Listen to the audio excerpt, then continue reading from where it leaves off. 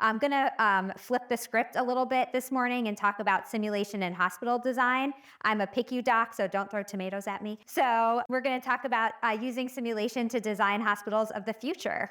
Simulation-based hospital design testing is a way that we identify latent conditions in design, optimize design with architectural design modifications as a means to mitigate risk. And we are going to talk about some background and framework, some methodology, show some examples and some videos. And this is my favorite quote: when mission is patient first, you don't try first on patients. And so the reason why we do simulation is to practice and make all of the mistakes. And why we want to do it in the built environment is because these hospitals are lasting, somewhere up to 75 years. Maybe they're not surviving at 75 years anymore, but hospitals and the built environment is longstanding. So if we can identify and mitigate risk in the architectural design early on, then this can really impact our patients and our outcomes. So this is what Atlanta, well, actually the building is like almost done. We're moving in under a year and I'm terrified, but it's a constant pit of construction, and hospitals are getting built and renovated across the board, across the country at increasing rates. So you've probably seen this. This is the Reason Swiss cheese model, but it's focused on architectural design. So there can be latent conditions in design. So if you don't standardize your spaces, if your layout is inefficient and your staff is like walking extra distances, if you don't have visibility to your patients, all of those things can lead to a potential active failure. Your design doesn't support safe practices. It doesn't support work efficiency, and this is where you lead to harm. So I use the example of in our ICUs, like our code blue button, we have booms. So our code blue button is on one side, right? It's on the nursing side. But what happens in the PICU and the NICU as well, everybody has a respiratory decompensation, right? And so what does the nurse do? She boluses her pump.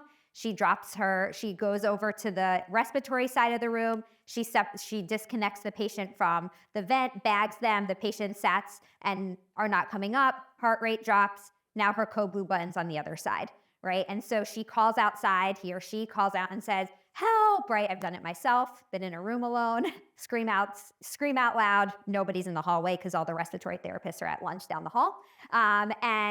There's a delay in care, right? So these are some of the latent conditions in your built and physical environment that can impact your patients. So as you all know, healthcare is complex, and it's a complex adaptive system. So a lot of the work that we do in simulation for design is focused on the SEEPS 2.0 model. And this describes the work system and all of the components of the work system. So you have people, you have tools, you have tasks, you have technology. And all of those things impact care process, and that impacts healthcare outcomes. In healthcare, we're so reactive, right? We start at the healthcare outcome. We do an RCA, we work backwards, we think about process. Rarely do we actually get to investigate and really dig deep into the work system elements. And really rarely do we get to focus in on the physical environment. And so that's a lot of what I'm going to talk about today. Doing this design work early during design development is cost effective. So if you identify latent conditions and make changes to your design early on in construction and design development, you can change walls, you can blow up a space and remake it. If you do it after construction, it's cost prohibitive. And so that's really why it's important to do this work early as a proactive risk mitigation strategy. So I love this quote by Eric Hallnagel. "It's impossible in practice as well as in principle precisely to predict how work is done." So what I've learned a lot during simulation is we all imagine how we would perform work in a space. Whether you're integrating a new process, care model, whatever the case may be, you sit down with a team, you do process mapping, you imagine the work. And then you actually embed it and you're like, oh, this doesn't work at all, right? So work is imagined versus work is done. So when you talk about design, you put clinicians at a table and you look at architectural drawings. I mean, literally, it's like, look for me looking at ultrasound. But like looking at Chinese, right? You're just like turning the blueprints, I don't know. This is 100 square feet. Okay, what does that mean to me? Like, how big does that compare to my room that I have now, right?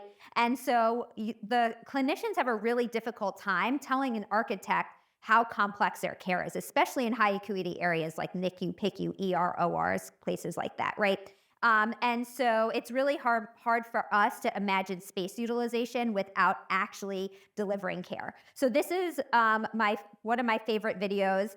It got like 1,000 hits on Twitter when I posted it, which for me is great. And this unfortunately happens in real life, right? I do this all the time, and like it's a butt clenching type of situation. Move babies. That's why I don't move babies on a board. So babies are getting moved as we go into ECMO position. So this is called levitation. Y'all don't do this in the NICU? This way. The head's gonna go that way. Yeah, now we need to move. Just leave it. Sorry. All right. Pivot.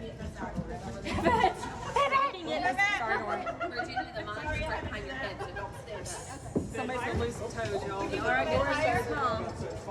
It's not flipping. Yeah, pretend like you can. Okay, we're gonna break Tony's back though.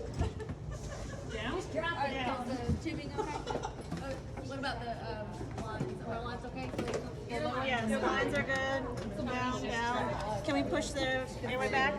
I'm gonna have to unhook stuff as we go. Oh, Nevaeh just got a ET kit full of water. Yeah, she did. Here, you come out. Not bumping. She's self-ventilating too.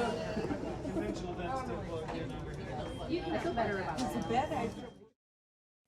So y'all look at me like I'm crazy, but this actually happens, right? Like we have a kid that needs to go on ECMO that is not, we didn't anticipate ECMO. They're in the cribs where all the rails don't go down. So when they're connected to everything, how do you get the kid into an ECMO crib or a bed? Like we lift them like above our heads, right? Nobody wants to see their kid being lifted on a backboard when they're like about to crash and burn onto ECMO, right? But this is the reality because the room design doesn't effectively support this complexity of care, right? There's not enough space at the head of the bed.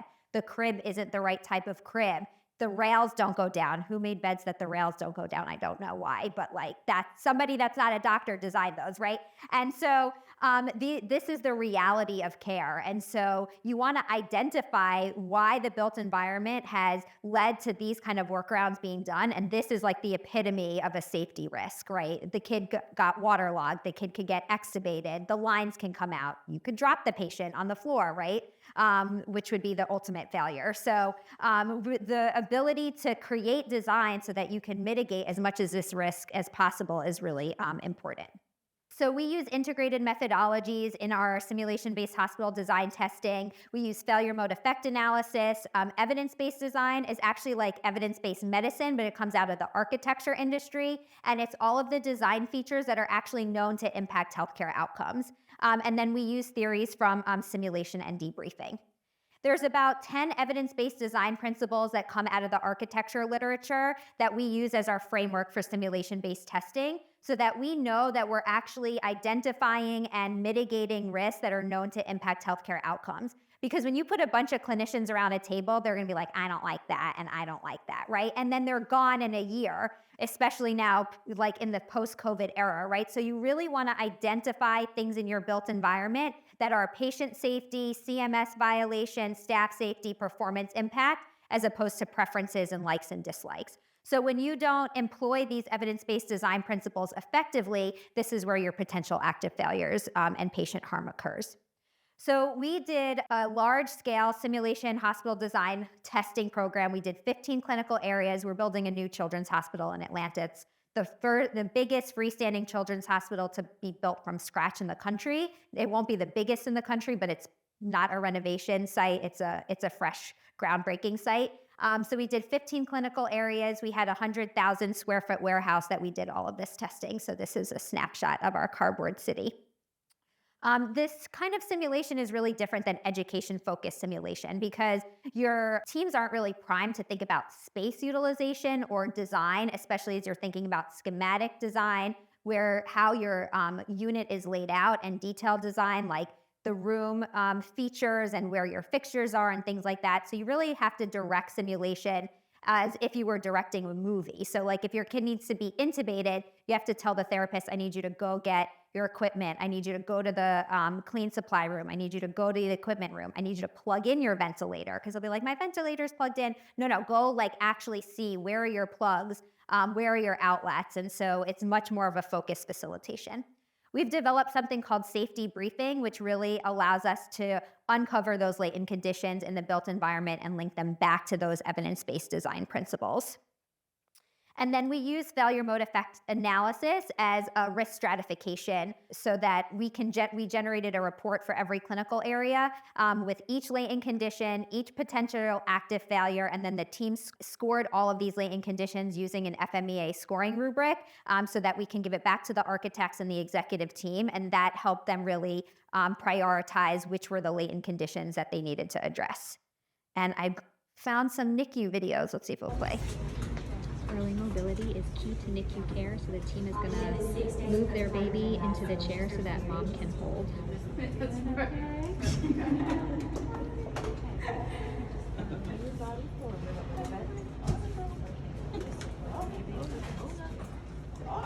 Where are y'all going?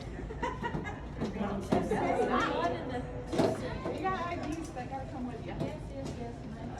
My helpers were faster than they are. You're not. Like that doesn't ever really happen. That's real life for you there. Okay, Mommy. Step back. Esther, you got the tube? Yeah. That's not coming with me? Yep. Okay. I want you to turn around and then just sit back into the chair. Mom's about to die, but yep. Get a pillow. We'll get her a pillow. Multiple pillows to help support your baby.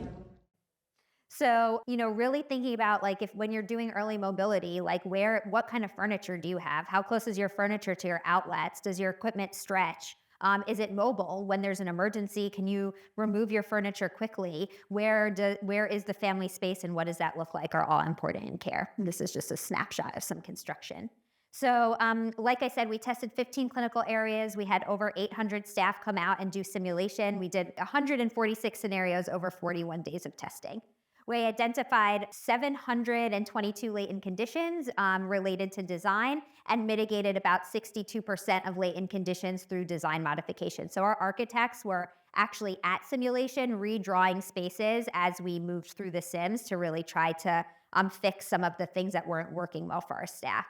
It cost us about $2 million to run this simulation project, and that mostly was in warehouse costs because we leased a warehouse for an entire year, and then we actually paid staff were able to clock in to run the simulations. A lot of architect firms are now incorporating prefabricated spaces as part of their design development, and so it really removes that cost. And the exciting number is the $90 million in cost avoidance. So we took every single latent condition that we identified, and the cost of making that design modification at the time that simulation was completed is how we estimated that we avoided that cost if we would have had to make that design modification when we got into the new hospital. And we also estimated that about 14% of those latent conditions would not have been identified without doing simulation. Within the first few minutes of sim, one of the nurses sat down we have a decentralized nursing layout. So there's alcoves at every space. So the nurse sat down at the alcove and was like, I can't see the head of the bed, which is huge in pediatrics, right? And so the casework inside the room was actually too high and the alcove was too low. So that was like $1 million plus in cost avoidance because they would have had to change either the millwork or the height of the alcoves for over 440 beds post-construction had we not found it. So just that one finding paid for the simulation itself. So some of the changes that we made, we redesigned care team areas. They put the call rooms a mile away. So we moved all the We moved all the call rooms close into the knuckle next to the unit. We reoriented all the support zones. So support structures are where your med rooms are, your nourishment rooms, your clean supply equipment so that it improved workflow efficiency. I talked about the nursing alcoves. We moved all the fixtures the gases, the outlets, the sharps container, the glove boxes, the towels were dispensing into the sink. So these little things got moved in all of the areas. And then we also did our diagnostic and treatment areas, which includes your OR spaces, ER, radiology, and we changed the sink alcoves for the ORs. We changed ante-rooms around in the OR. We aligned corridors in the ER because it was such malaligned that to rip a kid from an exam room into the trauma bay was 6 right angle turns. Has anybody ever been pinned between a stretcher and the wall? Yeah. And so we're get rid of all of the right angles. So they massaged all of the walls for us is what they call it in the architecture world. And so some of the big things is like visibility. So it's an L-shaped hospital. And so visibility down the hallways is really tough. And especially for our cardiac ICU and our NICU, they went from open bays to closed rooms. And so the ability to see their patients was a huge concern, right? And so they actually completely redesigned the care team stations to improve sight lines down the hallways. We also realized that the medication room, there was like a big corridor in the way that they had designed it. And everybody's like, why do you want to encourage traffic in front of a med room, which is supposed to minimize disruptions and interactions? So by redesigning the space, it was a smaller, narrower hallway to discourage people from going in front of the med room and using another pathway to move across the hallways. This was one of the biggest things that like blew my mind. So it's like a U-shape, they call it a racetrack. So there's like beds on either side and then all the support zones in the center. So the respiratory equipment room could be accessed from one side of the hallway. So if you had a patient like on the opposite side, you had to go down the hallway, across the collaboration space, all the way down the other side of the hallway. And we know like we need respiratory equipment quickly. And so a big thing that they did was they actually made the respiratory equipment room a pass-through. Because, when they designed it at the tabletop, everybody's like, that looks good. And then we got into sim and they were like, you want me to walk how far to get a vent? So we made it bigger to store more ventilators. We made it a pass-through, and then it didn't actually have medical gas hookup in it. So we upgraded the room because you need to have your vents on and calibrated. Otherwise, it's like a 7 to 10 minute calibration to get your kid on a ventilator. So some big changes. And that savings, that avoided about $2 million in cost avoidance. This is the MRI. We completely blew up MRI. It was a disaster. The doors were like randomly placed. We realized that the anesthesia vents were always on the left side of the patient, and we know we always bag with our right hand. So we realigned all the doors and all of the medical gases to put the anesthesia machine on the correct side of the patient. And that was like an $8 million in cost avoidance. So the first issue that the teams identified was space between the end of the bed and the wall of the viewing room in the cath lab. So I'll take this shot here. As you can see, this area is pretty tight. So the concern is that if you brought a stretcher through this pathway, this would be a really tight squeeze over to this side of the bed, as all of the IR equipment and their C-arms would actually sit to the patient's left. So this is in our hybrid cath lab, and then this is the redesign.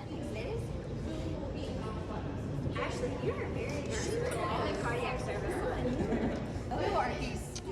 Oh, look how much space you guys have. So, when you look at this stuff on paper, you can't tell that that's a pinch point until you actually get in and bring the stretcher in. We redesigned, like I said, the entire ER was redesigned, and that was over $6 million in cost avoidance. And then moving all the outlets. So it was interesting, the patient rooms, they put air, oxygen, air. Or air, oxygen, oxygen, like air closest to the patient, like human factor nightmare, right? Like you don't want to hook your patient up to air, right? So we actually reoriented all of the medical gases in almost all of the areas so that your oxygen would actually be the closest to the patient. And we changed the height so that you can reach them for us short people. And so I think I have one more video. Hey everyone, so today we've been talking a lot about our medical gases, and as you can see behind me, they're actually sided now. So we have more medical gases on the respiratory side, and when you look over at the nursing side, we've got some more outlets and less medical gases. So that's been something that teams have been working through.